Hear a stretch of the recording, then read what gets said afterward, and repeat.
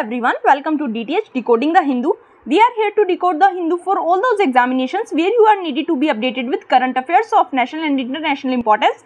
Today's lecture is going to be very important, so please watch the video till last. And if you think that my efforts are worth appreciating, then please do like the video, subscribe my channel and share the video with your friends as well.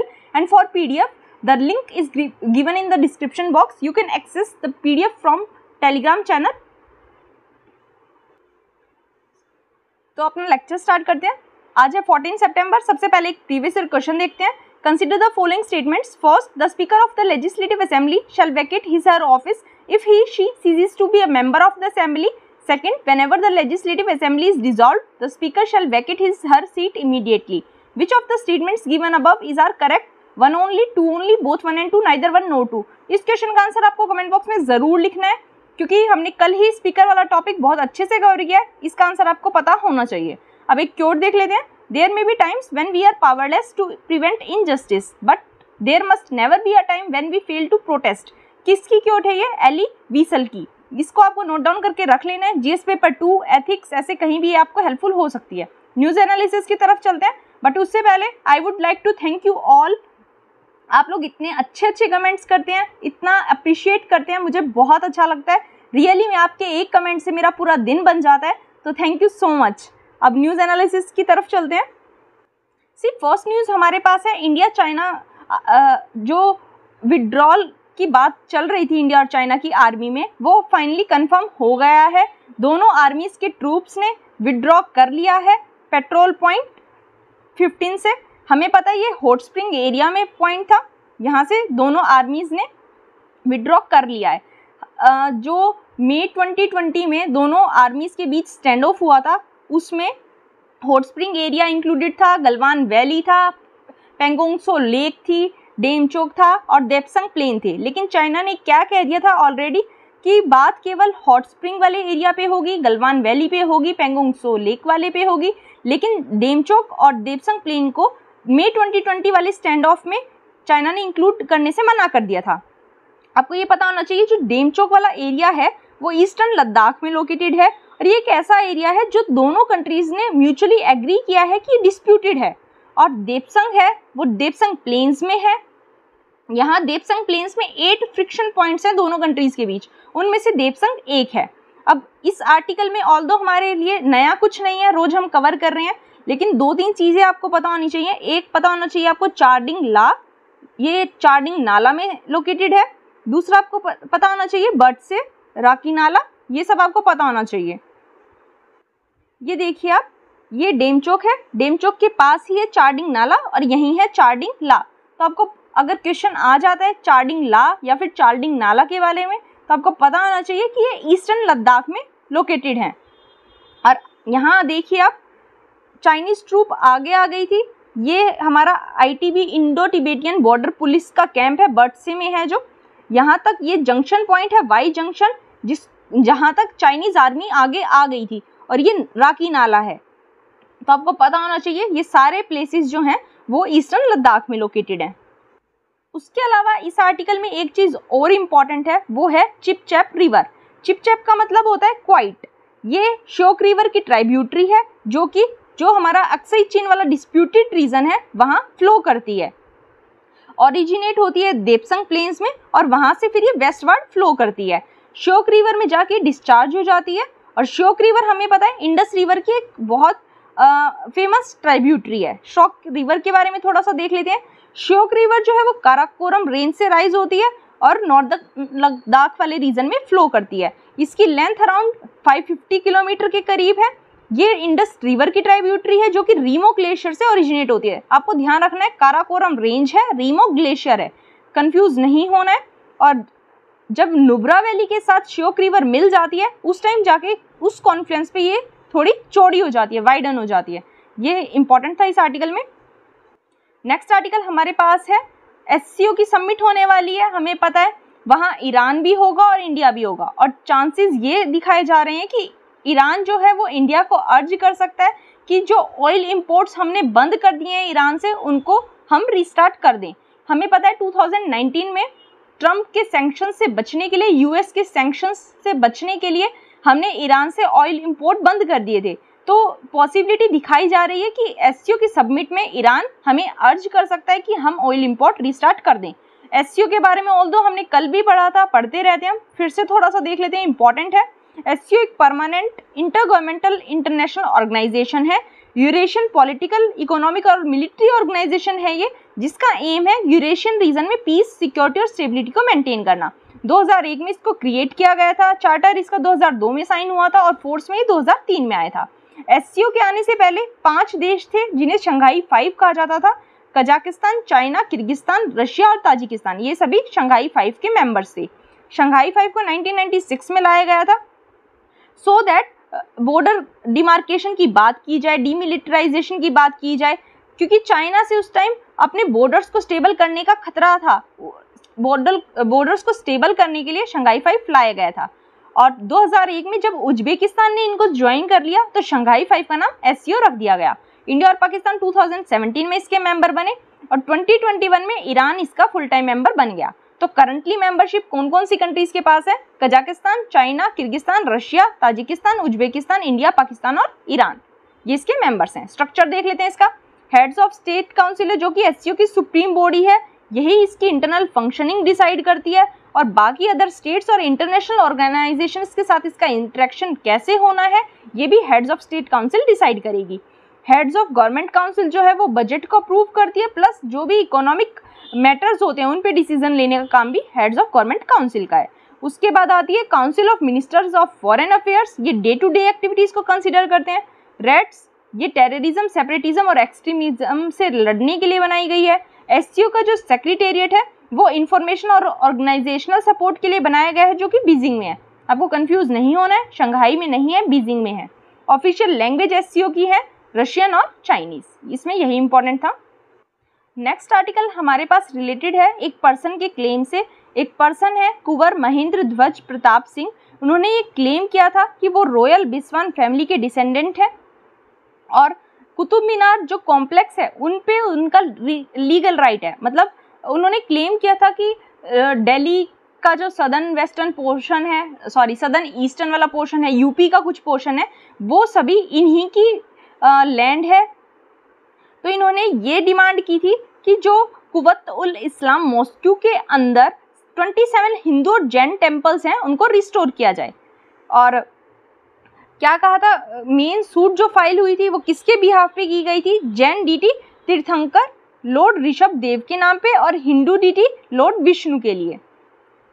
लेकिन जो हमें पता है ASI archaeological survey of India है वो सभी monuments की देखरेख करता है, तो उसकी तरफ से जो लॉयर हायर किए गए उन्होंने कहा कि ये पर्सन जो है वो केवल पब्लिसिटी के लिए ऐसा कर रहा है, ये इसका पब्लिसिटी स्टंट है और इसको हैवी फाइन के साथ इस केस को डिसमिस किया जाना चाहिए, ऐसी उन्होंने डिमांड की थी। ये केवल एक मेयर पब्लिसिटी स्टंट है, इसमें कोई भी बेसिस नहीं है। तो आर्कियोलॉजिकल सर्वे ऑफ इंडिया के बारे में पढ़ना हमारे लिए इम्पोर्टेंट है। उससे पहले आर्कियोलॉजी का मतलब आपको पता होना चाहिए।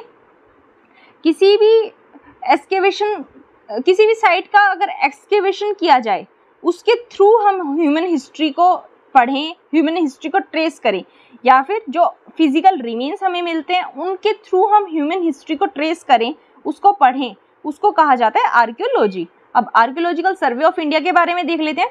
ये मिनिस्ट्री ऑफ कल्चर के अंडर काम करता है और आर्कियोलॉजिकल रिसर्च और कल्चरल हेरिटेज को प्रोटेक्ट करने के लिए ये इंडिया की प्रीमियर ऑर्गेनाइजेशन है। ये 3650 से ज़्यादा एंशिएंट मॉन्यूमेंट्स, आर्कियोलॉजिकल साइट्स और रिमेन्स ऑफ नेशनल इंपॉर्टेंस को एडमिनिस्टर करता है। इसका काम क्या क्या है? जो भी एंटिक्वेरियन रिमेन्स है उनका सर्वे करना, जो भी आर्कियोलॉजिकल साइट्स हैं उनको एक्सप्लोर और एक्सकेवेट करना, जो प्रोटेक्टेड मॉन्यूमेंट्स हैं उनका कंजर्वेशन और मेंटेनेंस करना। 1861 में इसको फाउंड किया गया था अलेक्जेंडर कनिंघम के द्वारा, जो कि इसके first director general of ASI भी थे। इनको फादर ऑफ इंडियन आर्कियोलॉजी भी कहा जाता है। इस आर्टिकल में यही इंपॉर्टेंट था। नेक्स्ट आर्टिकल हमारे पास रिलेटेड है DTC से। DTC को लो फ्लोर बसेस को प्रोक्योर करना था, तो उसमें पाया गया है कि DTC ने काफ़ी इरेगुलरिटीज़ कर दी है।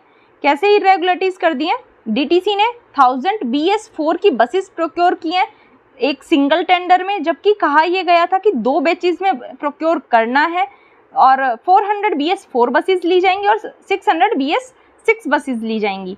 तो जो हमारे लेफ्टिनेंट गवर्नर हैं दिल्ली के विनय कुमार सक्सेना, उन्होंने सीबीआई को ये कहा है, ये केस फॉरवर्ड किया है, ये कहते हुए कि ऑनगोइंग जो इन्वेस्टिगेशन चल रही है उसी के साथ इसको मर्ज करके चेक किया जाए। और कहा जा रहा है कि दिल्ली गवर्नमेंट ने सीवीसी गाइडलाइंस को वायलेट किया है। जो लो फ्लोर बसेस खरीदने के बारे में गाइडलाइंस दी थी वो सीवीसी ने दी थी। तो इस आर्टिकल में हमारे लिए इंपॉर्टेंट हो जाती है सीबीआई और सीवीसी। सीबीआई के बारे में देख लेते हैं। सीबीआई इंडिया की प्रीमियर इन्वेस्टिगेटिंग पुलिस एजेंसी है। सीवीसी और लोकपाल को असिस्टेंस प्रोवाइड करवाती है। ये डिपार्टमेंट ऑफ पर्सनल के सुपरिटेंडेंस में काम करती है। Department of personal ministry of personal pension and public grievances के अंडर आता है, जो कि डायरेक्टली पीएमओ के अंडर फॉलो होता है। उसके बाद जो भी प्रिवेंशन ऑफ करप्शन एक्ट से रिलेटेड ऑफेंसेस हो गए उनको भी सीबीआई इन्वेस्टिगेट करती है। और इसकी सुपरिटेंडेंस जो है वो सीवीसी के अंदर वेस्ट होती है। ये इंडिया की नोडल पुलिस एजेंसी है जो कि इंटरपोल मेंबर कंट्रीज के साथ कोऑर्डिनेट करके इन्वेस्टिगेशन करती है। इसका कन्विक्शन रेट काफ़ी हाई है, 65 से 70% तक इसका कन्विक्शन रेट देखा जा सकता है और इसको वर्ल्ड की one of the best investigation agencies माना जाता है। सीबीआई कोई स्टैट्यूटरी बॉडी नहीं है। इसके पास जो पावर आती हैं वो Delhi special police establishment act 1946 से आती हैं। सीबीआई को सांतानाम कमेटी की रेकमेंडेशंस पे बनाया गया था। सांतानाम कमेटी जो थी उसको बनाया गया था प्रिवेंशन ऑफ करप्शन के ऊपर अपनी रेकमेंडेशंस देने के लिए, तभी उसने सीबीआई की फॉर्मेशन की रेकमेंडेशन दी थी। सीबीआई के डायरेक्टर कैसे अपॉइंट किए जाते हैं? 2014 तक सीबीआई के डायरेक्टर को डीएसपीई एक्ट 1946 के बेसिस पे अपॉइंट किया जाता था। 2014 में लोकपाल एक्ट आया, उसने क्या कहा कि सीबीआई डायरेक्टर को एक कमेटी अपॉइंट करेगी। उस कमेटी को हेड करेंगे हमारे प्राइम मिनिस्टर।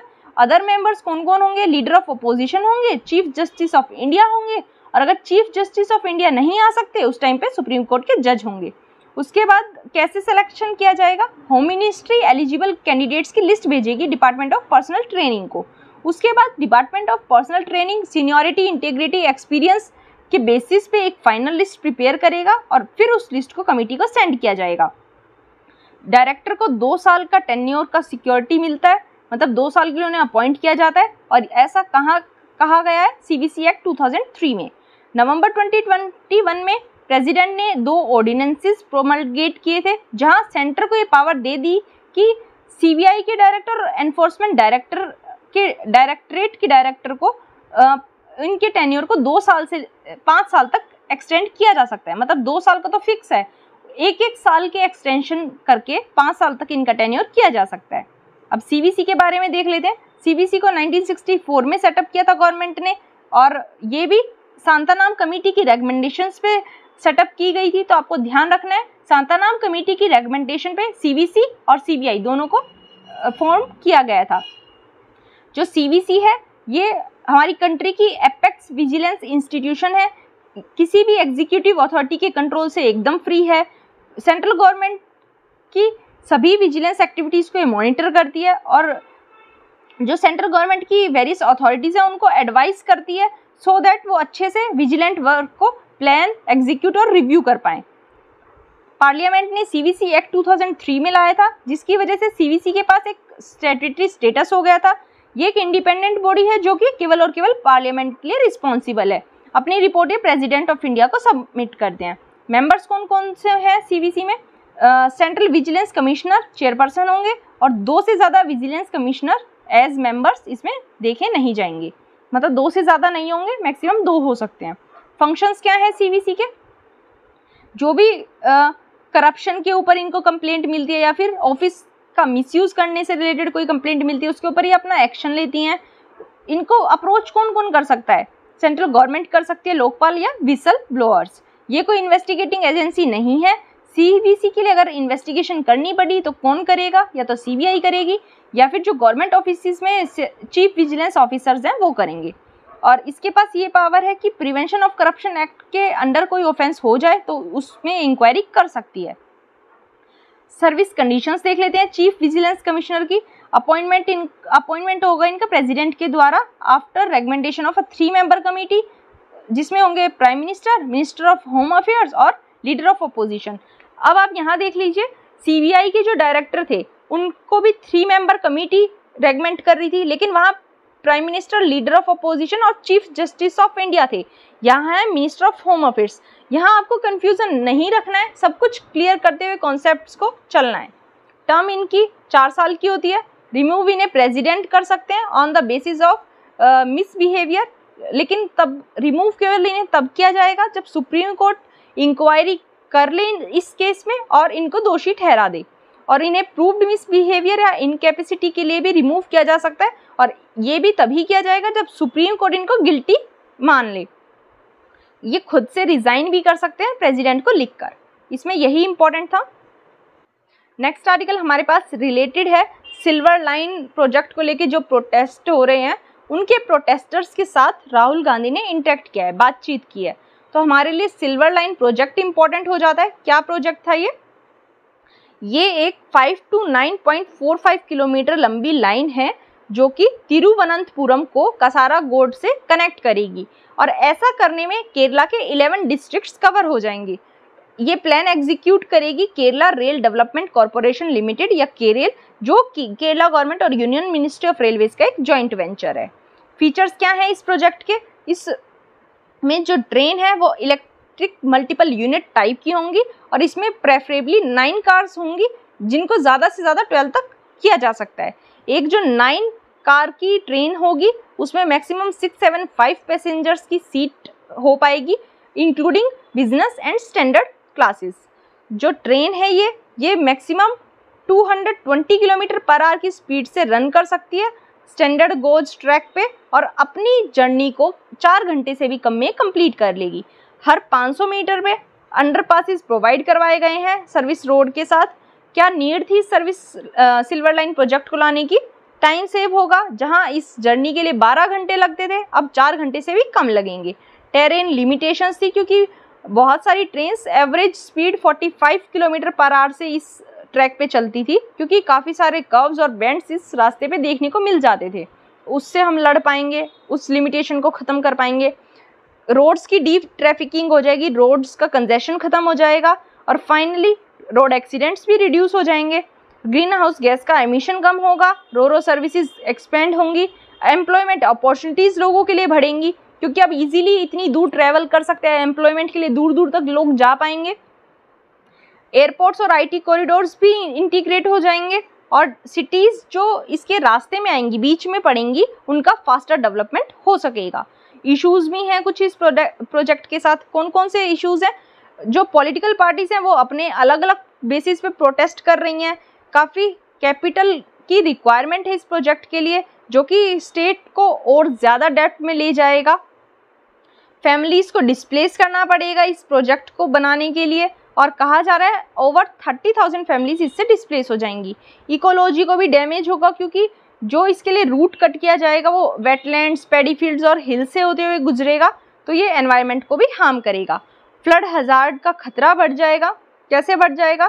क्योंकि जो एम्बैंकमेंट्स हैं जहाँ ये लाइन बनाई जा रही है वो नेचुरल ड्रेनेज को ब्लॉक करती है, और अब इसको बना दिया जाएगा तो हैवी रेन्स की वजह से फ्लड्स आने का खतरा ज़्यादा बढ़ जाएगा। ये इसके साथ इश्यूज थे।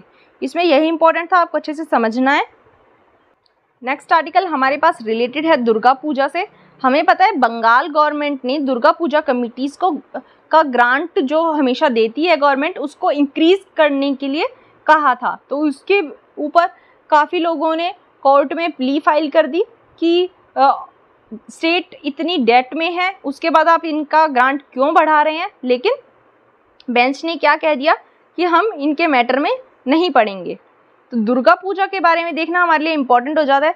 सबसे पहले जो दुर्गा पूजा है कोलकाता की, उसको यूनेस्को की representative list of intangible cultural heritage of humanity की लिस्ट में रखा गया है, आपको पता होना चाहिए। और एशिया का पहला ऐसा फेस्टिवल है ये जिसको यूनेस्को की ICH ऑफ ह्यूमैनिटी लिस्ट में रखा गया है। दुर्गा पूजा क्या होती है उसके बारे में देख लेते हैं। दुर्गा पूजा एक 5 डे फेस्टिवल है। आपको इसको नवरात्रि के साथ लिंक नहीं करना है। नवरात्रि 9 डे फेस्टिवल होता है, दुर्गा पूजा 5 डे फेस्टिवल है जो कि नवरात्रि के 5th नाइट को स्टार्ट होता है और एंड होता है 10th डे पे जब दशमी होती है। कंफ्यूज नहीं होना है नवरात्रि और दुर्गा पूजा में। इस टाइम लोग साथ में आते हैं, कलेक्टिवली गॉडेस दुर्गा को वर्शिप करते हैं, गॉडेस दुर्गा को शक्ति के रूप में पूजा जाता है। उसके बाद काफ़ी सारे बड़े बड़े कार्निवल्स, कल्चरल कार्निवल्स और स्ट्रीट आर्ट इस टाइम पे देखने को मिलते हैं हमें। गॉडेस के काफ़ी सारे इंट्रिकेटली डिज़ाइंड क्ले मॉडल्स देखने को मिल जाएंगे जिन्हें पंडाल्स और पेविलियंस में पूजा जाता है। Folk music, art and craft इस सेलिब्रेशन का पार्ट होता है। ऑल्दो ये वेस्ट बंगाल में ओरिजिनेट हुआ था, लेकिन अब ये फेस्टिवल इंडिया के अदर पार्ट्स में भी काफ़ी धूमधाम से सेलिब्रेट किया जाता है और वर्ल्ड में भी इसको सेलिब्रेट किया जाता है। यूनेस्को की list of intangible cultural heritage के बारे में देख लेते हैं। ये एक ऐसी लिस्ट है जो कि इंटेंजिबल हेरिटेज एलिमेंट्स को स्टोर करती है, जो कि हमारी कल्चर हेरिटेज की डाइवर्सिटी को शो करते हैं और उनकी इम्पोर्टेंस के बारे में अवेयरनेस राइज करते हैं।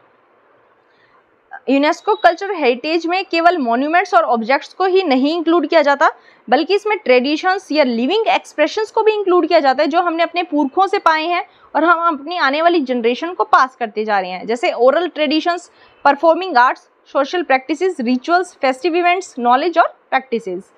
इस लिस्ट को 2008 में इस्टेब्लिश किया गया था। इंडिया ने यूनेस्को कन्वेंशन को 2003 में ही साइन कर दिया था। कौन कौन से एलिमेंट्स हैं इसमें? 492 एलिमेंट्स इस लिस्ट में रखे गए हैं। इंडिया से 14 एलिमेंट्स इसमें इंक्लूडेड हैं।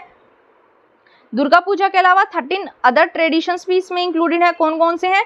Tradition of Vedic chanting, Ramlila, Koodiyattam, Ramman, Mudiyettu, Kalbelia, Chhau dance, Buddhist chanting of Ladakh, Sankirtana और थटेरास का traditional brass and copper craft, yoga, Navroz, Kumbh Mela और लास्ट में दुर्गा पूजा को ऐड किया गया। मैं आपको बता देती हूँ कि अभी गुजरात का गरबा इंक्लूड करने की भी बात इंडिया ने कही है। अब देखो कब इंक्लूड होता है।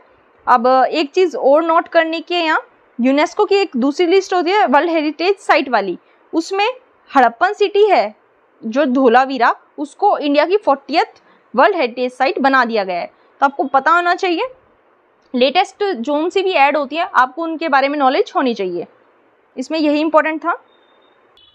नेक्स्ट आर्टिकल हमारे पास है। हमें पता है नेचुरल रबर के प्राइसेस जो हैं वो इंडिया में काफ़ी फॉल हो रहे हैं, गिर रहे हैं, जिसकी वजह से जो नेचुरल रबर के फार्मर्स हैं वो गवर्नमेंट के खिलाफ प्रोटेस्ट कर रहे हैं। तो पूरा इशू समझते हैं, क्यों प्रोटेस्ट कर रहे हैं, प्राइस क्यों घट रहे हैं।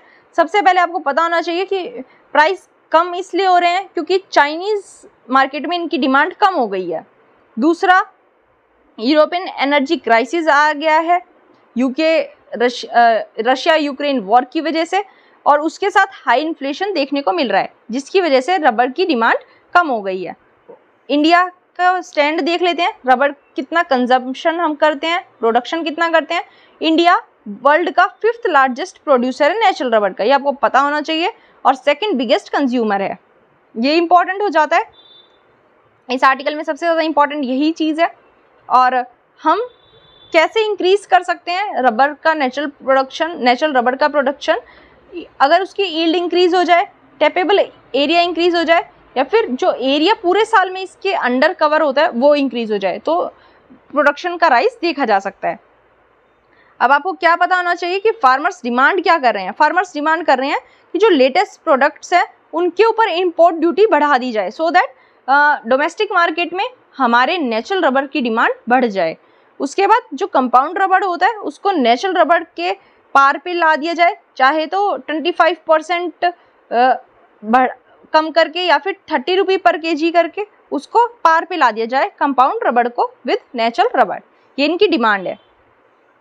अब इस आर्टिकल में आपको 2 चीज़ें पढ़नी है, एक तो रबर के बारे में, दूसरा आपको ये पता होना चाहिए कि वर्ल्ड का 5th लार्जेस्ट प्रोड्यूसर है इंडिया और 2nd बिगेस्ट कंज्यूमर है रबर का। ये 2 चीज़ें इंपॉर्टेंट है। रबर के बारे में थोड़ा सा देख लेते हैं। रबर एक ट्रॉपिकल ट्री है, इसको हाई टेम्परेचर चाहिए पूरे साल, जो कि 20 से 35 डिग्री सेल्सियस के बीच होना चाहिए, और average mean monthly temperature 27 degree Celsius चाहिए। 20 डिग्री से अगर कम टेम्परेचर है तो वो इसके लिए सही नहीं है। रबर को हाई रेनफॉल भी चाहिए, 200 सेंटीमीटर से कम की रेनफॉल इसके लिए ऑप्टिमम नहीं है। रबर का ट्री जो है वो तब ज़्यादा फ्लरिश करता है जब रेनफॉल यूनिफॉर्मली डिस्ट्रीब्यूटेड होती है पूरे साल। मतलब ऐसा नहीं होना चाहिए कि किसी महीने में तो बहुत ज़्यादा बारिश हो रही है, किसी महीने में बिल्कुल नहीं हो रही है। अगर यूनिफॉर्मली डिस्ट्रीब्यूटेड होगी रेनफॉल तो वो इसके लिए अच्छा होगा। Deep friable well drained soils इसके लिए आइडियल मानी जाती हैं, जो कि इसकी रूट डेवलपमेंट को प्रमोट करती हैं, और एसिडिक सॉइल्स भी इसके लिए सुटेबल मानी जाती हैं।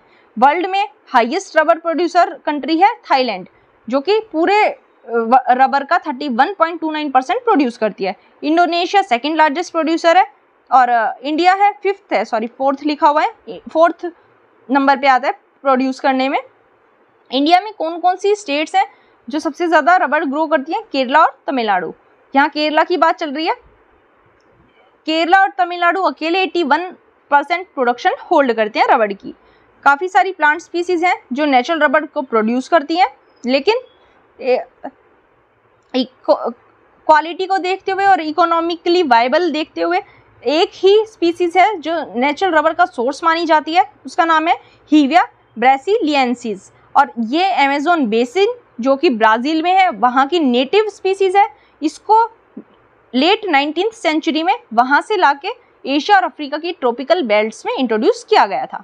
इसमें यही इंपॉर्टेंट था। नेक्स्ट आर्टिकल हमारे पास है विंडफॉल टैक्स से रिलेटेड। विंडफॉल टैक्स है क्या, आपको ये पता होना चाहिए। इसके अलावा इस आर्टिकल में कुछ इंपॉर्टेंट नहीं है।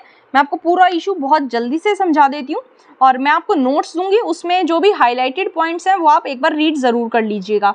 विंडफॉल टैक्स ऐसे होते हैं जब कोई कंपनी एक्सटर्नल वे से, मतलब अचानक से, बिना किसी अदर एफर्ट के, बिना किसी अदर एडिशनल एक्सपेंस के कुछ इनकम गेन करती है, कुछ प्रॉफिट गेन करती है, तो उसके ऊपर जो टैक्स लगाया जाता है वो होता है विंडफॉल टैक्सेस।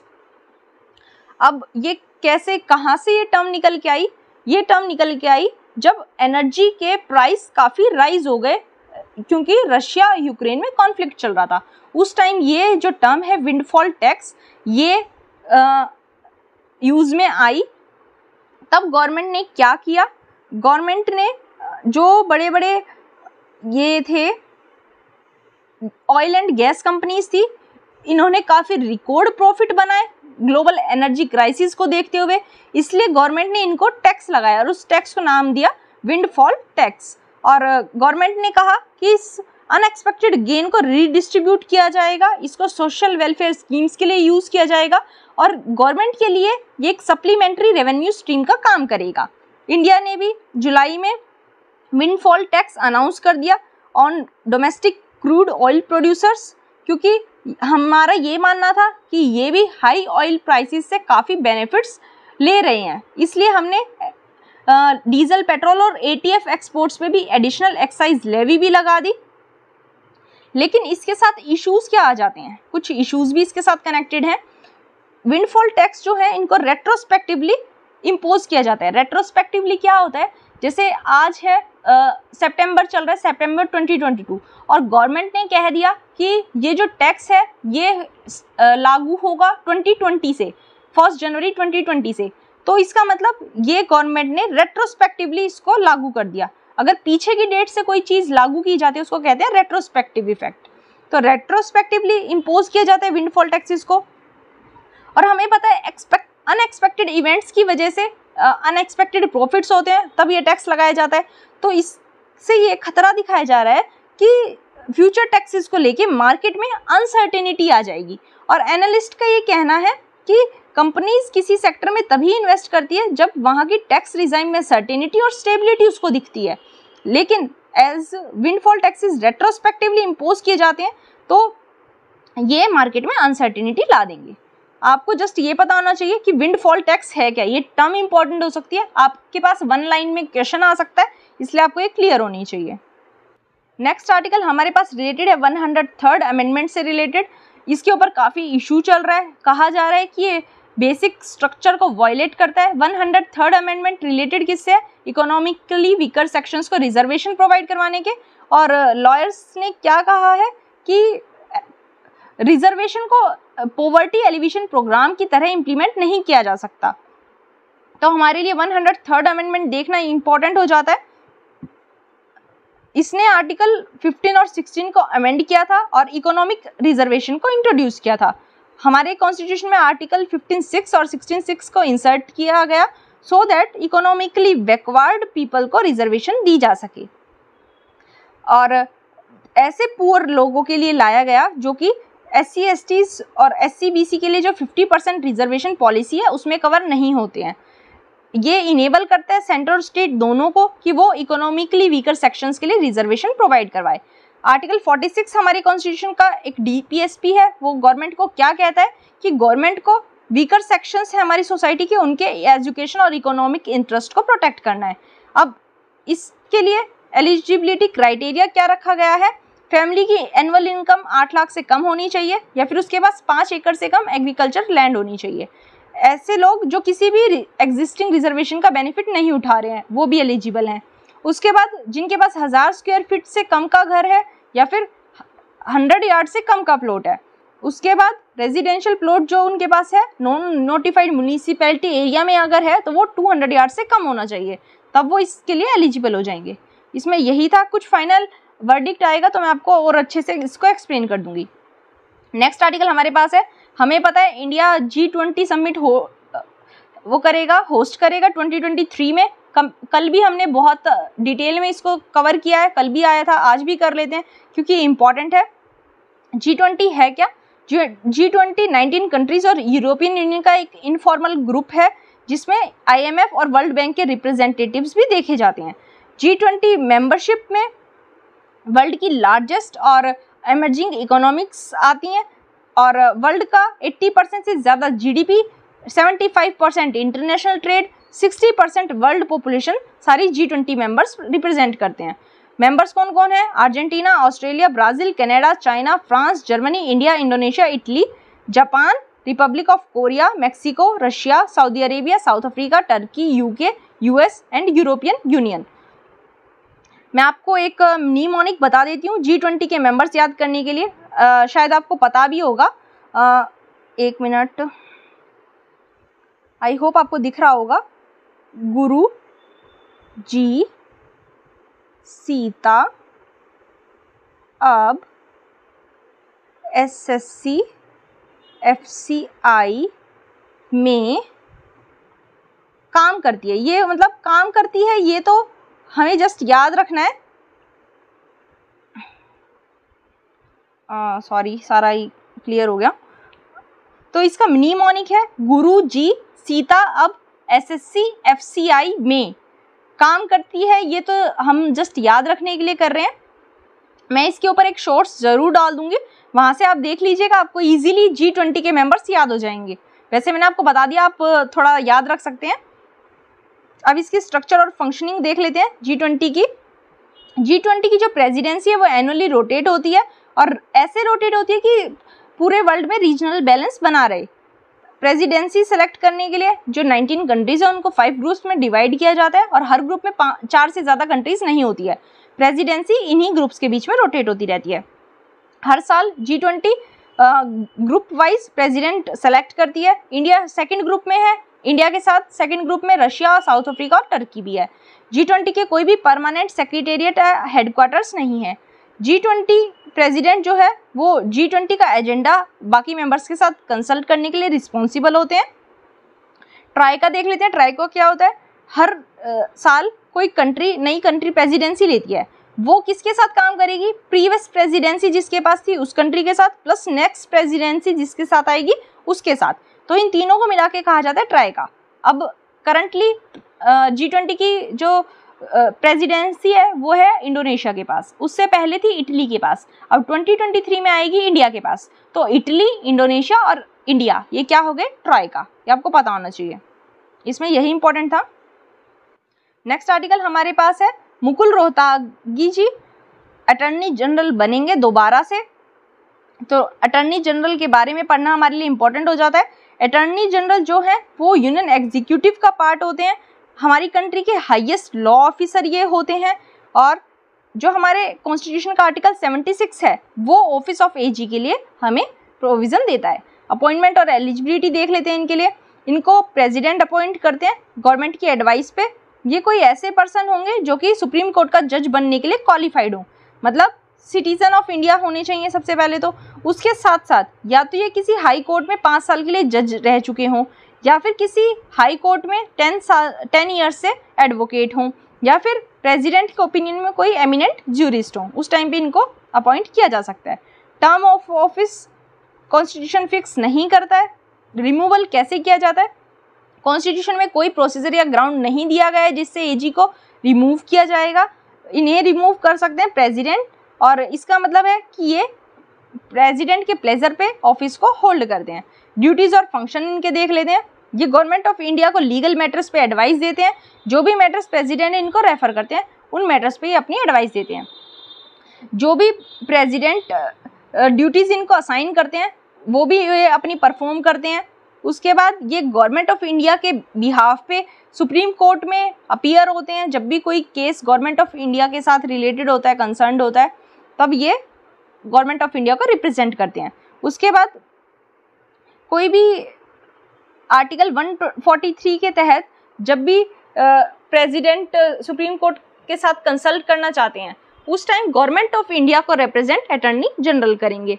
और कॉन्स्टिट्यूशन या फिर कोई भी लॉ जो भी इनको ड्यूटीज़ या फंक्शंस करने को बोलता है ये सभी वो करेंगे। राइट्स क्या हैं इनके पास? इनके पास राइट है कि ये दोनों हाउसेस में पार्लियामेंट के बोल सकते हैं, उनकी प्रोसीडिंग्स में पार्ट ले सकते हैं, लेकिन इनके पास राइट टू वोट नहीं है। जो भी एमपीज़ के पास प्रिविलेजेस और इम्यूनिटीज़ होती हैं वो अटॉर्नी जनरल के पास भी होती हैं। ये गवर्नमेंट सर्वेंट्स की कैटेगरी में नहीं आते। इसका मतलब ये कोई भी प्राइवेट लीगल प्रैक्टिस कर सकते हैं, इनको डिबार नहीं किया जाता। ये गवर्नमेंट ऑफ इंडिया के अगेंस्ट कुछ भी एडवाइस नहीं कर सकते। कोई भी ऐसा बिलीफ गवर्नमेंट ऑफ इंडिया के अगेंस्ट ये नहीं रख सकते हैं। जो सॉलिसिटर जनरल ऑफ इंडिया होंगे और एडिशनल सॉलिसिटर जनरल होंगे इंडिया के, वो इनको ऑफिशियल रिस्पॉन्सिबिलिटीज़ फुलफिल करने में असिस्ट करते हैं। हमें पता है अटॉर्नी जनरल जो है वो सेंट्रल लेवल के हाईएस्ट लॉ ऑफिसर हैं। तो स्टेट्स में कौन होते हैं? स्टेट्स में होते हैं एडवोकेट जनरल, और इनके लिए आर्टिकल दिया गया है आर्टिकल 165। ये आपको पता होना चाहिए, यही इंपॉर्टेंट थे इसमें। नेक्स्ट आर्टिकल हमारे पास रिलेटेड है। हमें पता है यूपी गवर्नमेंट जो है वो अनरिकॉग्नाइज्ड मदरसाज को फाइंड आउट कर रही है। तो अभी इन्वेस्टिगेशन के दौरान ये पता चला है कि केवल छोटे और इरेगुलर मदरसाज ही नहीं बल्कि कुछ बड़े वाले मदरसाज भी ऐसे हैं जो कि स्टेट मदरसा एजुकेशन बोर्ड के साथ रिकॉग्नाइज नहीं किए गए हैं, जो काफ़ी इंटरनेशनली भी फेमस हैं। ऐसे भी कुछ बड़े मदरसाज हैं जो कि रिकॉग्नाइज्ड नहीं हैं। और इस आर्टिकल में हमारे लिए इम्पॉर्टेंट क्या है पढ़ने के लिए? एक है दारुल उलूम, दूसरा है नदवातुल उलामा। ये दोनों के बारे में थोड़ा सा देख लेते हैं एक बार। जो देवबंद मूवमेंट थी वो दारुल उलूम में स्टार्ट की गई थी। दारुल उलूम का मतलब है इस्लामिक एकेडमिक सेंटर।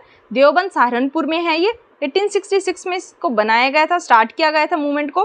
किसने स्टार्ट किया था? मोहम्मद कासिम नानोतवी और राशिद अहमद गंगोही ने, सो दैट मुस्लिम कम्युनिटी के लीडर्स को रिलीजियसली ट्रेन किया जा सके। देवबंद मूवमेंट थी वो मुस्लिम उलेमाज के ऑर्थोडॉक्स सेक्शन के द्वारा ऑर्गेनाइज की गई थी, और ये एक रिवाइवलिस्ट मूवमेंट थी जिसके 2 ऑब्जेक्टिव थे। एक तो कुरान की और हादिस की टीचिंग्स को प्रोपोगेट करना, दूसरा जिहाद के स्पिरिट को अलाइव रखना। मतलब एक तो प्योर टीचिंग्स को फैलाना, दूसरा फॉरेनर रूलर्स के अगेंस्ट जिहाद को अलाइव रखना। जो देवबंद मूवमेंट थी इसका एम था कि मुस्लिम कम्युनिटी का मोरल और रिलीजियस रीजनरेशन किया जाए। पॉलिटिकल फ्रंट पे जब देवबंद स्कूल ने इंडियन नेशनल कांग्रेस का वेलकम किया था, और 1888 में सईद अहमद खान की ऑर्गेनाइजेशंस के अगेंस्ट फतवा इशू किया था। फतवा क्या होता है? Religious decree. कौन कौन सी ऑर्गेनाइजेशंस थी? सईद अहमद खान की यूनाइटेड पेट्रियोटिक ऑर्गेनाइजेशन और दूसरी मोहम्मदियन एंग्लो ओरिएंटल एसोसिएशन, इनके खिलाफ फतवा इशू किया था। अब एक और देख लेते हैं। शिबली नुमानी जी थे जो कि देवबंद स्कूल के एक सपोर्टर थे। उन्होंने एजुकेशन सिस्टम में इंग्लिश लैंग्वेज और यूरोपियन साइंस के इंक्लूजन को फेवर किया था, और इन्होंने किया था नदवातुल उलामा को फाउंड, और दारुल उलामा जो लखनऊ में था उसको भी इन्होंने फाउंड किया था। इनका ये बिलीफ था कि जो कांग्रेस का आइडियलिज्म है और मुस्लिम और हिंदूज का कोऑपरेशन है, ये एक ऐसी स्टेट को बनाने में हेल्प कर सकता है जहां दोनों हिंदूज और मुस्लिम आराम से रह सकते हैं। इसमें यही इंपॉर्टेंट था। नेक्स्ट आर्टिकल हमारे पास रिलेटेड है एसेंशियल मेडिसिन से। कुछ नई मेडिसिन को इस लिस्ट में ऐड किया गया है, कुछ को ड्रॉप कर दिया गया है। तो आपको कुछ के नाम पता होना चाहिए जिनको national list of essential medicine में इंक्लूड किया गया है और कुछ को निकाल दिया गया है। इंक्लूड किया गया है 4 नई ड्रग्स को, ये इंपॉर्टेंट हो जाती है, इनके नाम आपको ध्यान रखने हैं, खासकर इन 2 के, बेडाक्विलिन और डेलामाइंड, क्योंकि ये ट्यूबरक्लोसिस की मल्टीपल ड्रग रेजिस्टेंस को ट्रीट करने में काम आ रही हैं। और टीबी के बारे में आपको पता है, पीएम टीबी मुक्त भारत अभियान अभी चलाया गया है, तो टीबी से रिलेटेड कुछ ना कुछ न्यूज़ आ रही है। तो आपको टीबी से रिलेटेड ये जो भी ड्रग्स हैं इनके बारे में याद होना चाहिए। इनका नाम, एक ड्रग है डोल्यूटग्रेविर, ये HIV के ट्रीट करने के लिए यूज़ होती है। एक है डेक्लाटास्विर, ये भी हेपेटाइटिस C को ट्रीट करने में यूज़ होती है। इन चारों के नाम आपको याद रखने हैं क्योंकि ये NLEM की लिस्ट में इंक्लूड कर दी गई हैं। और NLEM की लिस्ट में इंक्लूड करने से होगा क्या, सो दैट ये ज़्यादा अफोर्डेबल बन जाएंगी। और अब इनका प्राइस जो है वो NPPA रेगुलेट करेगी, नेशनल फार्मास्यूटिकल प्राइसिंग अथॉरिटी। और NLEM में किसी भी ड्रग को इंक्लूड करने का पर्पस क्या होता है, सो दैट मेडिसिन का रेशनल यूज़ प्रमोट किया जा सके। 3 एस्पेक्ट पे इसका प्रमोशन किया जाता है, कोस्ट, सेफ्टी और एफिकेसी। कोस्ट अफोर्डेबल बनानी है, सेफ्टी होनी चाहिए ड्रग्स में, और एफिशिएंट होनी चाहिए, काम ढंग से करें। तो इस आर्टिकल में हमारे पास इंपॉर्टेंट है NPPA के बारे में पढ़ना। NPPA को गवर्नमेंट ऑफ इंडिया ने 1997 में बनाया था। डिपार्टमेंट ऑफ फार्मास्यूटिकल्स के एक अटैच्ड ऑफिस के रूप में इसको बनाया गया था। और ये एक इंडिपेंडेंट रेगुलेटर की तरह काम करता है जो कि मेडिसिन और ड्रग्स के प्राइसेस को रेगुलेट करता है और मेडिसिन की अवेलेबिलिटी और एक्सेसिबिलिटी को अश्योर करता है एट अफोर्डेबल प्राइसेस। इसका काम था कि जो भी बल्क ड्रग्स हैं उनके प्राइसेस को कंट्रोल करना, उनके प्राइसेस को रिवाइज करना, उनकी अवेलेबिलिटी को इंश्योर करना, एनफोर्स करना under drugs prices control order 1995-13। Mandate क्या है इसके, मैंने आपको बताया, ड्रग प्राइसेस कंट्रोल ऑर्डर के प्रोविजंस को इम्प्लीमेंट करना। और जो भी पावर्स आती हैं इसके पास CC से आती हैं, जो भी लीगल मैटर्स आते हैं उनको डील करना, अवेलेबिलिटी देखना, ड्रग्स की शॉर्टेज जहाँ है उनको आइडेंटिफाई करना और रेमेडियल स्टेप्स लेना, ये इसका काम है। जो भी बल्क ड्रग्स हैं उनकी डाटा प्रोडक्शन, एक्सपोर्ट, इंपोर्ट और इंडिविजुअल कंपनीज कितना मार्केट शेयर उसमें रखती हैं, कंपनीज को कितना प्रॉफिट हो रहा है, ये सब के ऊपर डाटा कलेक्ट और मेंटेन करने का काम NPPA का है। ये आपको पता होना चाहिए। इसमें यही इंपॉर्टेंट था। ये नाम मैं आपके साथ जब PDF शेयर करूं, आप ये नाम एक बार नज़र से निकाल लीजिएगा, नाम इंपॉर्टेंट हो जाते हैं, आ सकते हैं। नेक्स्ट आर्टिकल हमारे पास एज सच इंपॉर्टेंट नहीं है, 1-2 चीज़ें इसमें इंपॉर्टेंट है इसलिए मैंने इसको पिक कर लिया। एक आपको पता होना चाहिए, जो नगोर्नो काराबाख रीजन है जो कि एक कंटेस्टेड एरिया है, कौन कौन सी कंट्रीज़ के बीच में इस एरिया को लेके लड़ाई होती है, आर्मेनिया और अज़रबैजान, ये आपको पता होना चाहिए, इंपॉर्टेंट है, ये काफ़ी टाइम से ये न्यूज़ में है। दूसरा आपको पता होना चाहिए येरेवन कौन सी कंट्री की कैपिटल है, ये कैपिटल है आर्मेनिया की, ये भी आपको पता होना चाहिए। मुझे ये नया लगा येरेवन, इसलिए मैंने इसको पिक कर लिया। नगोर्नो काराबाख रीजन तो काफ़ी क्वेश्चंस भी आते रहते हैं, प्रैक्टिस क्वेश्चंस। नेक्स्ट आर्टिकल हमारे पास है, हमारी फाइनेंस मिनिस्टर ने GST काउंसिल को एक वाइब्रेंट इंस्टीट्यूशन बताया है, कहा है कि सभी काउंसिल के मेंबर्स इक्वल हैं, सेंटर और स्टेट्स के बीच में कोई भी लाइन इसमें नहीं है, मतलब सब पार पे हैं। GST काउंसिल के बारे में देखना हमारे लिए इंपॉर्टेंट हो जाता है। कॉन्स्टिट्यूशन में 102nd अमेंडमेंट बिल लाया गया था, उसके बाद ये GST रिजाइम फोर्स में आया था, 2016 में आया था ये। 15 से ज़्यादा इंडियन स्टेट्स ने इसको रेटिफाई कर दिया था अपनी स्टेट असेंबलीज में, उसके बाद प्रेसिडेंट ने इसको अपना असेंट दे दिया। GST काउंसिल सेंटर और स्टेट का एक जॉइंट फोरम है। प्रेसिडेंट ने आर्टिकल 279A1 इंसर्ट करके इसको सेटअप किया था। मेंबर्स कौन कौन होते हैं, यूनियन फाइनेंस मिनिस्टर जो होंगे वो इसके चेयरपर्सन होंगे, और यूनियन मिनिस्टर ऑफ स्टेट जो फाइनेंस के हैं वो सेंटर से इसमें जाएंगे। हर स्टेट अपनी तरफ से एक मिनिस्टर को नॉमिनेट करेगी जो कि फाइनेंस या टैक्सेशन के इंचार्ज होंगे, या फिर किसी और भी मिनिस्टर को मेंबर के तौर पे नॉमिनेट किया जा सकता है।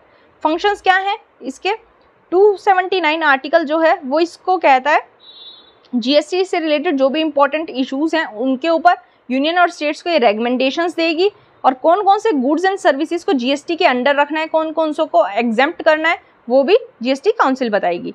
जो वेरियस रेट स्लैब्स हैं वो भी जीएसटी की डिसाइड जीएसटी काउंसिल करेगी। उसके बाद रिसेंट डेवलपमेंट क्या की गई है, मई 2022 में सुप्रीम कोर्ट ने ये कह दिया कि जीएसटी काउंसिल की जो रेकमेंडेशंस है वो बाइंडिंग नहीं है। आर्टिकल 246A में सेंटर, पार्लियामेंट और स्टेट लेजिस्लेचर को साइमल्टेनियस पावर दी गई है कि वो जीएसटी के ऊपर लेजिस्लेट कर सकती है, और ऐसी जो रेकमेंडेशंस होगी काउंसिल की वो यूनियन और स्टेट्स दोनों के बीच में कोलैबोरेटिव डायलॉग से आनी चाहिए। मतलब ना ही यूनियन अपनी मनमानी चलाए, ना ही स्टेट्स, दोनों के कोलैबोरेटिव डायलॉग से वो रेकमेंडेशंस आनी चाहिए। इस मूव को कुछ स्टेट्स ने प्रेज किया, जैसे केरला और तमिलनाडु, जिन्हें ये लगता था कि स्टेट्स अपने मनी मैटर्स में ज़्यादा फ्लेक्सिबल तरीके से रेकमेंडेशंस दे सकती है। उन्होंने इस मूव को वेलकम किया, इसमें यही इंपॉर्टेंट था। नेक्स्ट आर्टिकल हमारे पास है इंडियन पोर्ट्स बिल ऑफ 2022 से रिलेटेड।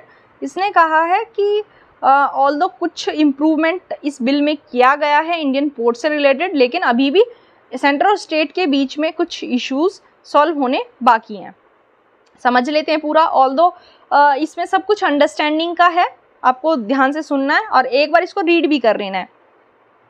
मैंने आपको बताया अभी सेंटर और स्टेट के बीच में डिसएग्रीमेंट चल रहा है इस इशू से रिलेटेड।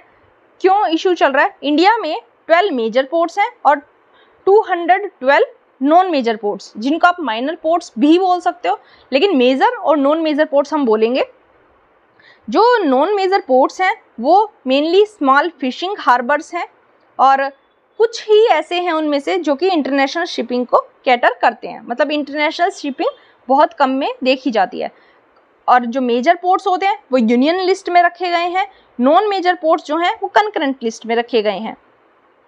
और non major ports state government के अंडर आते हैं, लेकिन जो सेंटर होती है उसके पास ओवरराइडिंग लेजिस्लेटिव और एग्जीक्यूटिव पावर्स होती है, क्योंकि हमें पता है कंकरेंट लिस्ट में अगर स्टेट और गवर्नमेंट सेंटर दोनों रूल बना दे, दोनों लॉ बना दे, तो सेंटर वाला ओवरराइड करेगा। वही बात नॉन मेजर पोर्ट्स पर भी लागू होती है। अब 2021 में भी एक बिल आया था, उसमें क्या दिक्कतें थी? 1997 में maritime state development council setup की गई एक एग्जीक्यूटिव ऑर्डर से, और ये जो MSDC है ये एपेक्स एडवाइजरी बॉडी है जो कि मेजर पोर्ट्स और नॉन मेजर पोर्ट्स की कोऑर्डिनेटिव डेवलपमेंट के बारे में एडवाइस करती है। 2021 का जो ड्राफ्ट इंडियन पोर्ट्स बिल आया था उसमें बात की गई थी कि इस बॉडी को MSDC को स्टैट्यूटरी स्टेटस दे दिया जाए और इसकी पावर्स को थोड़ा बढ़ा दिया जाए, इसके फंक्शंस बढ़ा दिए जाए, इसको एक ऐसी परमानेंट बॉडी बना दिया जाए जिसका खुद का ऑफिस हो, स्टाफ हो, अकाउंट्स हो और ऑडिट्स हो। ऐसा करने की बात की गई और ये कहा गया कि MSDC को इतनी पावर दे दी जाए कि वो एक नेशनल प्लान फॉर्मुलेट कर ले, सो दैट वो नॉन मेजर पोर्ट्स की डेवलपमेंट को मॉनिटर कर पाए, उनकी इंटीग्रेटेड डेवलपमेंट को एश्योर कर पाए और ये देख पाए कि मेजर पोर्ट्स के साथ साथ नॉन मेजर पोर्ट्स की डेवलपमेंट भी अच्छे से हो रही है। और इसमें कहा था कि 2021 वाले ड्राफ्ट बिल में ये भी कहा गया था कि जो सेंटर होगा वो किसी पोर्ट को नॉन ऑपरेशनल कर सकता है अगर वो नेशनल प्लान के कॉन्सोनेंस में काम करते हुए नहीं पाया गया। और ड्रैकोनियन पेनल्टीज लगाने की बात उस बिल में की गई थी कि अगर कोई भी MSDC की डायरेक्शंस को नॉन कंप्लाई करते हुए पाया गया तो उसको इम्प्रिजनमेंट की सज़ा भी दी जा सकती है। जो पोर्ट अथॉरिटीज़ हैं, पोर्ट ऑफिशियल्स हैं या बाकी पर्सन, उनको इम्प्रिजनमेंट की सज़ा भी दी जा सकती है। ऐसी ड्रैकोनियन पेनल्टीज़ भी इसमें रखी गई थी। अब 2022 में फिर से एक ड्राफ्ट बिल आया है और उसमें जो इसके कुछ प्रोविजंस हैं उनको ड्रॉप कर दिया गया है, लेकिन अभी भी ये रेकमेंडेशन बरकरार है कि MSDC जो है इसको एक स्टैट्यूटरी कम परमानेंट बॉडी बना दिया जाए। MSDC जो होगी वो सेंटर के फेवर में होगी और इस बिल में कहा गया है कि 5 सेक्रेटरीज और 1 जॉइंट सेक्रेटरी होंगे गवर्नमेंट ऑफ इंडिया के इसमें। और यहाँ एक चीज़ गलत लगी जो वो ये थी कि एक ऑफिसर भी होंगे और ऑफिसर के वोट को और मिनिस्टर के वोट को सेम काउंट किया जाएगा। ये कहा गया है कि GST काउंसिल की तरह MSDC में भी केवल हमें मिनिस्टर्स को रखना है, ऑफिसर्स को नहीं रखना है। अगर ऑफिसर्स को रखें भी तो केवल एज स्पेशल इन्वाइटीज जैसे GST काउंसिल में रखा जाता है। और ये कहा है कि एक फेयर अरेंजमेंट बनाने की ज़रूरत है, जहाँ जो सेंटर के मिनिस्टर्स होंगे उनके पास भी 50% वोट्स की वेटेज होगी और 50% होगी मैरीटाइम स्टेट्स या यूटी के मिनिस्टर्स के पास। दोनों के पास इक्वल शेयरिंग होनी चाहिए, इक्वल वेटेज होनी चाहिए। अब हमें दूसरे कंट्री से क्या सीखने की ज़रूरत है? जो यूएस के पोर्ट्स हैं, मोस्टली यूएस के पोर्ट्स काउंटीज़ और म्यूनिसिपैलिटीज़ मैनेज करती हैं और मेनली प्राइवेट हैंड्स में ऑपरेशंस हैं यूएस के पोर्ट्स के। जर्मनी के पोर्ट्स का क्या है, उन्हें भी म्यूनिसिपल और रीजनल लेवल्स पे मैनेज किया जाता है। चाइना के पोर्ट्स में भी म्यूनिसिपल लेवल का एक बड़ा रोल देखा जाता है, लोकल अथॉरिटीज़ इनको मैनेज करने का रोल निभाती हुई देखी जाती हैं। अब पोर्ट्स की परफॉर्मेंस के बारे में बात कर लेते हैं। तो एमएसडीसी जो है वो एक एक्टिव रोल प्ले करेगा नॉन मेजर पोर्ट्स के रिगार्ड में, अगर non major ports poor perform करते हुए पाए गए। लेकिन कहा जा रहा है कि डाटा ऐसा मिला है कि नॉन मेजर पोर्ट्स जो हैं वो मेजर पोर्ट्स से काफ़ी अच्छा परफॉर्म कर रहे हैं। जो 1993-94 से लेकर 2021-22 तक के बीच का टाइम है, उसमें नॉन मेजर पोर्ट्स का जो टोटल कार्गो का शेयर है वो 8% से 45% चला गया है। आप देख सकते हैं कितना ज़्यादा बढ़ गया है, 8% से 45%। तो इम्प्रूवमेंट की इन्हें इतनी ज़्यादा एज सच कोई ज़रूरत नहीं है। गुजरात ने एक काफ़ी अच्छा इस मैटर में काम किया है, पोर्ट से रिलेटेड ट्रेंड सेट किए हैं। इंडिया का फर्स्ट प्राइवेट पोर्ट बना है पीपा वेव में, लार्जेस्ट कैप्टिव पोर्ट बना है सिक्का में, लार्जेस्ट कमर्शियल मल्टीपर्पज़ पोर्ट बना है मुंड्रा में, फर्स्ट 2 LNG टर्मिनल्स दहेज और हाजीरा में बनाए गए हैं, सभी गुजरात में हैं। और first dedicated chemical port terminal बना है दहेज में। आप देख सकते हैं गुजरात ने कितना अच्छा काम किया है। 2011 में वर्ल्ड बैंक की एक रिपोर्ट आई थी, regulation of the Indian port sector. उसमें क्या कहा गया कि नॉन मेजर पोर्ट्स हैं उनको ज़्यादा बिजनेस ओरिएंटेड माना जाता है, कस्टमर फ्रेंडली माना जाता है, चीपर माना जाता है और इन जनरल वो ज़्यादा एफिशिएंट हैं। इसलिए अननेसेसरीली उनको रेगुलेटरी और फाइनेंशियल बर्डन्स देकर उनको मतलब उनके काम को डिस्टर्ब करना ठीक नहीं है। सेंट्रल गवर्नमेंट को ऐसा नहीं करना चाहिए। लास्ट में ये कहा जाएगा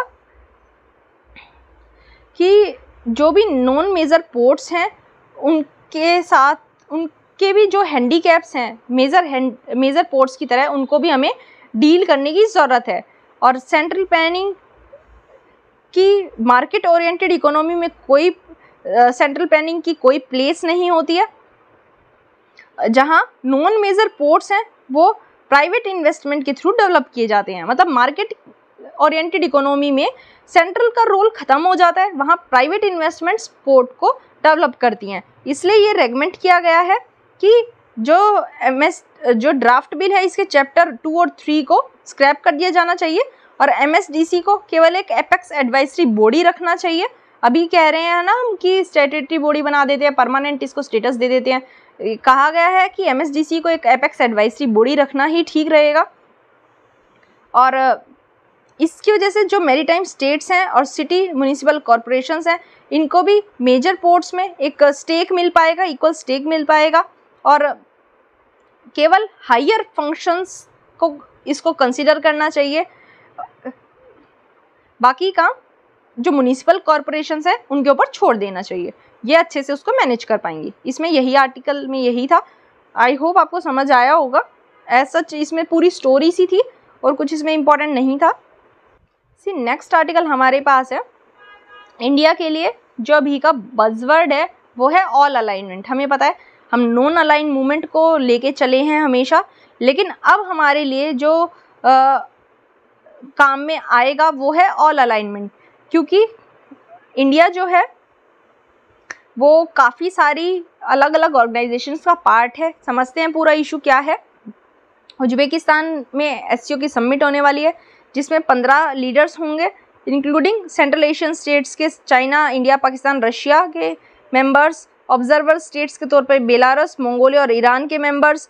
अफगानिस्तान को इनवाइट नहीं किया गया है और गेस्ट कंट्रीज आएंगी आर्मेनिया, अजरबैजान, तुर्की और तुर्कमेनिस्तान। अब इंडिया का रोल आता है ब्लॉक्स को बैलेंस करने का। कैसे? इंडिया जो है वो एससीओ का मेंबर भी है, ब्रिक्स का मेंबर भी है, क्वाड का मेंबर भी है, IU2U इसका मेंबर भी है, इंडो पैसिफिक इकोनॉमिक फ्रेमवर्क का मेंबर भी है।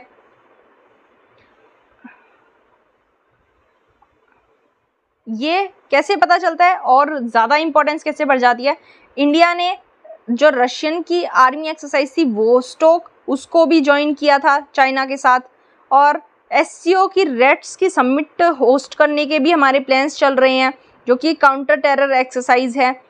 इंडियन एयरफोर्स ने ऑस्ट्रेलिया की पिच ब्लैक एक्सरसाइज में भी पार्ट लिया था। इंडियन आर्मी अभी यूएस की युद्ध अभ्यास में भी पार्ट लेने का प्लान कर रही है। तो देख सकते हैं हम सभी के साथ एंगेज कर रहे हैं। और एक वेन डायग्राम के थ्रू बताया जाए तो इंडिया एक ऐसी इकलौती कंट्री है जो इंटरसेक्शन में आएगी, मतलब सभी ग्रुपिंग्स का इंडिया पार्ट है। अभी तक हमारे जो प्राइम मिनिस्टर है मोदी जी, इन्होंने क्या किया है, नॉन अलाइन मूवमेंट्स को स्किप किया है। जो भी नॉन अलाइन मूवमेंट की समिट हुई है स्किप किया, क्योंकि हमारा एजेंडा क्या रहा है, ऑल अलाइनमेंट, सबके साथ हम अलाई करते हुए चलेंगे। हमें किसी को दुश्मन नहीं बनाना है, सबके साथ अपने फायदे, सबके साथ अपने गेन्स देखते हुए हमें चलना है। नेक्स्ट ईयर एससीओ की समिट इंडिया होस्ट करेगा और ये एक्सपेक्टेशंस रखी जा रही हैं कि सभी मेंबर्स को इनवाइट किया जाएगा, जिसमें चाइनीज़ प्रेसिडेंट भी इंक्लूड होंगे, पाकिस्तान के प्राइम मिनिस्टर भी इंक्लूड होंगे। तो देखते हैं कि न्यू दिल्ली अपनी कमिटमेंट कहाँ तक कर पाता है एससीओ में। और इसके बाद मीटिंग के बारे में बात कर लें तो इंडिया और चाइना के बीच में आपको पता है स्टैंड स्टिल काफ़ी सारे फ्रंट्स पे चलती रहती है। केवल एक्सेप्शन रखा है ट्रेड को, ट्रेड के ऊपर हम कुछ भी रोक टोक नहीं लगाते, बाकी हमारे बीच में काफ़ी टेंशन्स चलती रहती हैं। और अभी हमने आज ही आर्टिकल किया है कि एलएसी के पेट्रोलिंग पॉइंट 15 को डिसएंगेज कर दिया है दोनों कंट्रीज़ की आर्मी ने। तो अब कुछ बातचीत के लिए रास्ते खुल जाते हैं। इंडिया होस्ट करेगा, अभी समिट होस्ट करेगा। ऑल्दो जो चाइना की आर्मी है वो इंडियन टेरिटरी में ट्रांसग्रेशन करती रहती है, लेकिन गवर्नमेंट ने, हमारी गवर्नमेंट ने कभी भी ये नहीं कहा कि चाइनीज़ ट्रूप्स जो हैं वो इंडियन सॉइल पे हैं, या फिर ये कभी नहीं कहा कि कोई अंदर आया था या फिर कोई हमारी इंडियन टेरिटरी के अंदर है। कभी भी ऐसी ऑफिशियल स्टेटमेंट बाहर नहीं गई है। हमें पता है Chabahar port terminal India develop कर रहा था, क्योंकि वो सेंट्रल एशिया और रशिया को कनेक्ट करने का एक इम्पोर्टेंट रूट था ट्रेड का। Although India railway connectivity project का पार्ट नहीं है छाबार से, लेकिन ईरान ने उसको अभी भी इक्विपमेंट प्रोवाइड करवाने, प्लान के लिए अपना सपोर्ट एक्सटेंड करने के लिए बोला है। तो इसका मतलब हमारा टाई यहाँ स्ट्रॉन्ग हो जाता है ईरान के साथ, क्योंकि हम इसके बावजूद भी सीपीईसी को काउंटर कर पाएंगे। हमने ऑल्दो रेलवे प्रोजेक्ट से बाहर कर लिया है खुद को, फिर भी हम सीपीईसी को काउंटर कर पाएंगे। ऑयल इशू देख लेते हैं। हमें पता है 2019 में डोनाल्ड ट्रंप की एडमिनिस्ट्रेशन ने हमें डरा दिया था सैंक्शंस की वजह से, इसलिए हमने अपने इंपोर्ट्स काफ़ी कम कर दिए थे। ईरान से ऑयल लेना हमने कैंसिल कर दिया था। और अब क्या हो रहा है, बाइडेन आए हैं यूएस में, ये ईरान से नेगोशिएशन करने के लिए तैयार हैं और फिर से JCPOA में एंटर करने के लिए रेडी हैं। और JCPOA joint comprehensive plan of action जो है, इसमें कौन कौन है, P5+1। P5 कौन कौन सी कंट्रीज़ हैं जो UNSC की परमानेंट मेंबर्स हैं। आपको बताना है, हमने कल ही पढ़ा है कि UNSC में 5 परमानेंट मेंबर्स कौन कौन हैं, आपको कमेंट बॉक्स में ज़रूर लिखना है। +1 एक जर्मनी को ऐड कर दिया जाता है, यूरोपियन यूनियन और ईरान, ये सभी JCPOA में मेंबर्स हैं। और अभी के लिए यूएस के लिए क्या इंपॉर्टेंट है कि रशिया के ऑयल रेवेन्यूज को ख़त्म करना, ईरान के ऑयल रेवेन्यूज को ख़त्म करना अभी फोकस नहीं है, अभी फोकस है रशिया को काउंटर करने का। उसके अलावा मोदी गवर्नमेंट ने ये डिसीज़न लिया था कि यूएस ने हमें डराया था कि हम रशिया से S-400 Triumph missile defence system ना लें, उससे ऑयल ट्रेड अपना बंद कर दें, लेकिन मोदी गवर्नमेंट ने इस डिसीज़न के अगेंस्ट पुश बैक कर दिया और इस पे हमने कोई भी यूएस से डर के कोई अपना प्लान चेंज नहीं किया। पाकिस्तान के बारे में देख लेते हैं। अब ये पॉसिबिलिटी दिखाई जा रही है कि जो हमारी और पाकिस्तान की फ्रोज़न रिलेशनशिप है, जमी हुई रिलेशनशिप है, उसमें कुछ पिघलाव देखने को अब मिल सकता है। पाकिस्तान में काफ़ी मैसिव फ्लड्स आ रही हैं, इकोनॉमिक क्राइसिस देखा जा रहा है, अनस्टेबल अफगानिस्तान को देखा जा रहा है। तो ये कहा जा रहा है कि पाकिस्तान के जो लीडर हैं शरीफ, वो मोदी जी से SCO में बात कर सकते हैं।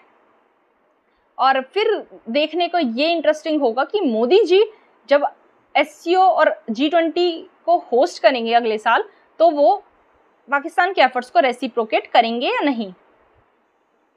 अब इंडिया का जो डिसीजन है SCO समिट में पार्टिसिपेट करने का, वो हमारा सपोर्ट दिखाता है। पुतिन, जी, रेजी और एडोगन, ये सभी लीडर्स के नाम हैं कंट्रीज़ के। उसके साथ साथ बाइडन, किशिदा, अल्बानीज, क्वाड के हैं, जो सभी लीडर्स के नाम हैं। कहने का मतलब ये है कि इंडिया जो है सभी के साथ कंधे से कंधा मिलाकर खड़ा है, किसी भी कंट्री के खिलाफ नहीं है। हम अपने पर्सनल गेन्स देखते हुए चल रहे हैं, हम ऑल अलाइनमेंट वाली पॉलिसी को लेकर चल रहे हैं और हमें किसी को भी इनमें से चूज नहीं करना है। हम इनमें से किसी को चूज नहीं कर रहे हैं, बल्कि हम सभी पार्टनर्स के साथ ऑल अलाइनमेंट की पॉलिसी को लेकर चल रहे हैं। इस आर्टिकल में यही इंपॉर्टेंट था। वोकैबुलरी देख लेते हैं। वोकैबुलरी के हमारे 2 वर्ड्स हैं, सुपर न्यूमररी। सुपर न्यूमररी मतलब जरूरत से ज्यादा, सुपरफ्लुअस। दूसरा वर्ड है एंड्योरिंग। एंड्योरिंग मतलब टिकाऊ, ड्यूरेबल, लास्टिंग। ये दोनों वर्ड्स आपको याद करने हैं, वोकैबुलरी आपकी धीरे धीरे अच्छी हो जाएगी। अब जो आज का क्वेश्चन था उसको डिस्कस कर लेते हैं। क्वेश्चन क्या था हमारे पास, consider the following statement, the speaker of legislative assembly shall vacate his her office if he she ceases to be a member of the assembly. ये स्टेटमेंट आपकी करेक्ट है। अगर स्पीकर जो है वो असेंबली के मेंबर नहीं रहते तो उन्हें अपना ऑफिस वैकेट करना होगा। ये स्टेटमेंट एकदम करेक्ट है। दूसरी है, whenever the legislative assembly is dissolved the speaker shall vacate his her seat immediately. Immediately नहीं करेंगे, जो नई असेंबली आ जाएगी इलेक्ट होके उसके बाद वो अपनी सीट वैकेट करेगी। तो ये स्टेटमेंट हो जाती है गलत। आंसर हमारे पास क्या आ गया, 1 ओनली। ये इसका आंसर था। आई होप आपने कमेंट में आंसर लिखा होगा। आज का लेक्चर यहीं ख़त्म होता है। Again I would like to thank you all. आप लोग बहुत सपोर्ट कर रहे हैं, ऐसे ही सपोर्ट करते रहिए। वीडियो लेक्चर अगर आपको अच्छा लगता है तो लाइक करना बिल्कुल मत भूलिए। प्लीज़ अपने कमेंट्स करते रहिए, फीडबैक मुझे देते रहिए। ऑल्दो आप में से एक ने कमेंट किया था कि लेक्चर को अर्ली मॉर्निंग में लेके आओ, लेकिन मेरे लिए वो पॉसिबल नहीं हो पाएगा, सॉरी।